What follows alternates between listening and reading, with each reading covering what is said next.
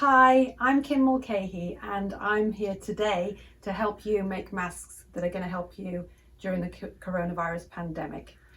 I'm here with my very good friend and partner in crime, Cliona Cronin. She's behind the camera, but I'm sure you're going to hear her as she helps me with this demo. So I'm sure you're all at either at your kitchen counters or your dining room tables. I'm here at my lovely So Happy studio. It's nice to get a bit of peace and quiet and away from my family craziness. So here we go. You're going to need your 2 pieces of fabric, which are 6 inches by 9 inches, and 2 pieces of elastic that are 8 inches. The reason they're 8 inches rather than on the pattern that I got them from, which was 7 inches, is that we're going to make this knot because the elastic's thin and we don't want it to come through and break off on the sides of the mask.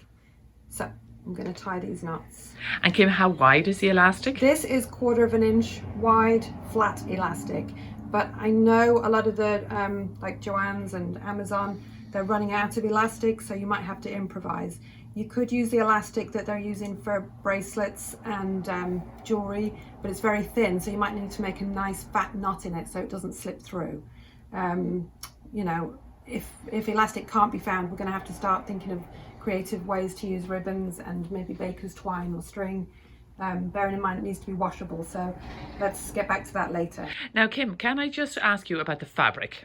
Yes. What are your suggestions? So this is, these are 2 pieces of cotton. I think this is something that I had, so it might actually be a poly cotton, but this is a pillowcase. So all stuff that you need it to be densely woven. So if you look at this and you really, I mean, obviously I can see through it, but it's very dense.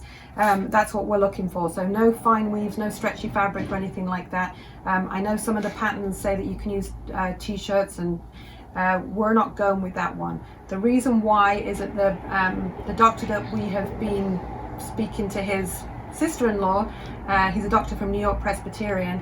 He actually said that they're going to be using their N95 masks and that these are going to go on as covers. So they're trying to, I guess, prolong the lifetime of their N95 mask by putting a fresh one of these on every day. He also said that it's quite hard to breathe through the N95 mask, so they don't want it to be too thick. There's a lot of articles about using masks that have pockets for filters and all sorts of stuff in, but he says really that's just going to make it so it's less easy for them to breathe. So 2 pieces of cotton fabric. If you can use, you know, I know we're going to be getting some fabric in that's new, but you don't have to go and buy new fabric. You could get some old pillowcases, some bed sheets, you know, bung them on hot through the washing machine. These are not going to be sterile when they get there. This is an emergency and they're just going to use whatever we can send them. So that's it for the fabric. So what you're going to do is put your 2 pieces of fabric right sides together. And Kim, can you remind us just the measurements of the fabric, please? 6 inches by 9 inches. That's for an adult mask, and it should, you know, expand enough to go over the N95 mask. We're going to do a test run with a bunch of these first, and if we get feedback from the doctors that they want something different, then so be it. There's also a children's size that we can talk about later. So what we're going to do, you don't even really need to pin. I've got my machine threaded here, and I'm going to use a 1/4 inch seam to go around the edges. It really wouldn't matter if it's a little less or a little more than that. Again, these are just, you know, going to be the best that we can do. I'm going to start in the middle here, and I'm going to go all the way around, leaving a 2 inch gap, but we are going to insert the elastic as we go around. So, okay, Cliona, can you see where I started in the middle? Sure. Okay, so just go forward 3 stitches, back 3 stitches, or round about there, just to secure it, and then go to the first corner. As you approach the corner, we're going to insert the first piece of elastic, and the knot is going to be on the outside, so you can actually, with the needle in, you can lift the foot up, and just make sure it's like that. Now the reason I left it a bit longer here was so that we can so that the elastic gets under the needle. So okay, so now I know the needle is through the elastic. Turn, and again, the reason I left that longer is so that you can hold on to it, because when I was trying it before and it was shorter, it just kind of got eaten up into the workings of the machine. So I'm going to pull that little piece of elastic and just ease it through. Okay, so I'm going to go down to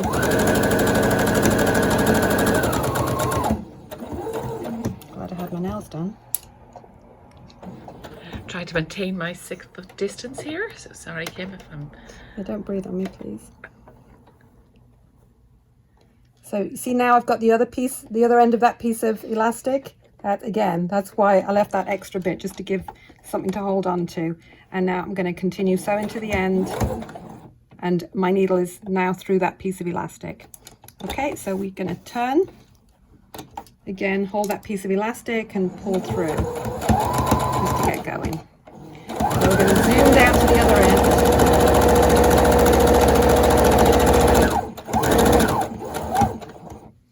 Take your other piece of elastic. Now, Kim, just with the piece of elastic, you have a little knot on both ends, isn't that correct? And then you're slipping it's to stop the elastic. It from, if the needle doesn't catch it very well, especially with the thinner elastics, it just means that it will stop it from pulling through the hole. And also, like I say, if you have that really thin elastic for the bracelets, you would want to tie a nice big knot there. Again, holding it. So now my needle is through the elastic. Again, turn and pull.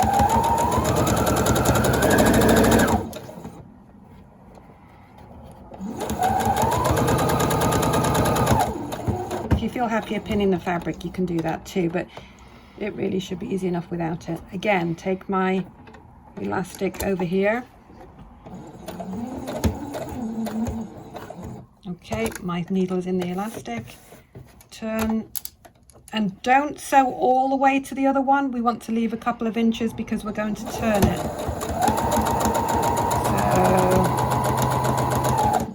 So here I'm going to do 3 stitches backwards, 3 stitches forwards, just to secure it. Needle up, pull your fabric out, and that's what I've got so far. So you can see your 4 pieces of elastic sticking out in each corner. It's pulling in a little bit just where the elastic is, and we have this piece here. Kalina, would you pass me those scissors that are over there, please? So yes, ma'am. Keeping my 6 feet distance. So now flip it through there. And this is the fun bit. If any of our child students are making these, this is the part that they love. They see their project taking shape. So now, if you were going to be doing this and if you were getting graded on it, you would go to the ironing board and give this a nice iron, bearing in mind that we are just trying to make these to, save lives. I don't think anybody's going to be giving us points for ironing. So here we have it, basically, and now we're going to make our pleats in the side. Okay.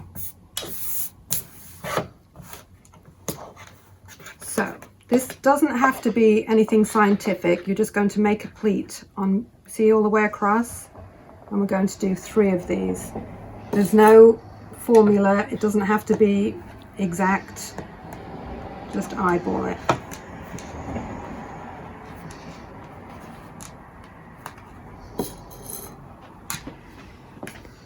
And this is where you do need pins. If you haven't got pins,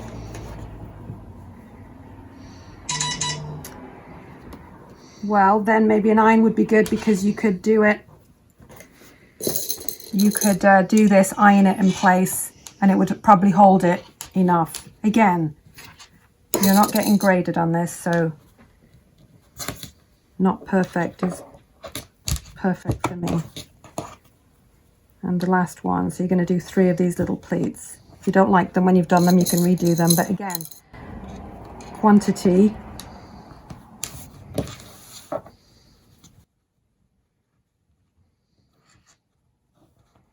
that right? I think so. Does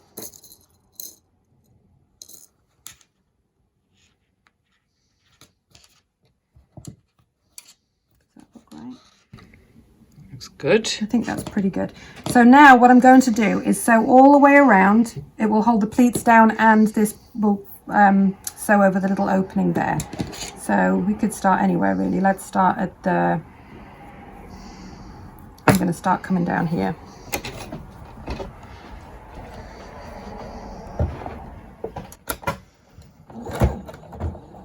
Might be a little bit of resistance there because you've got that fat knot in the elastic, so just go easy so you don't break your machine needle. You can just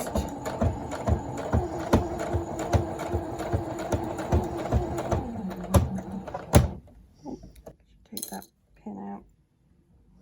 It's better not to hit the pins. So here we go again, coming up to one of those knots, turning.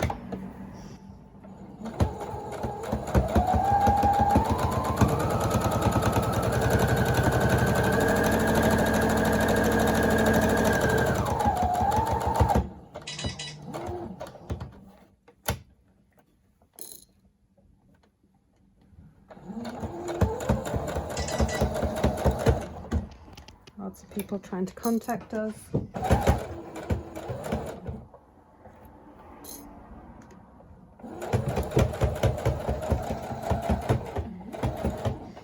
Again, there's a little bit of resistance here. You've got the pleat and the knot, so I'm just going to pull through gently from the back end there. And then we're going to speed it up on the home straight.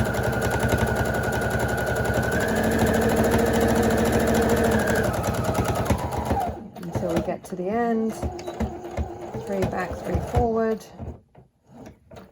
Needle up. And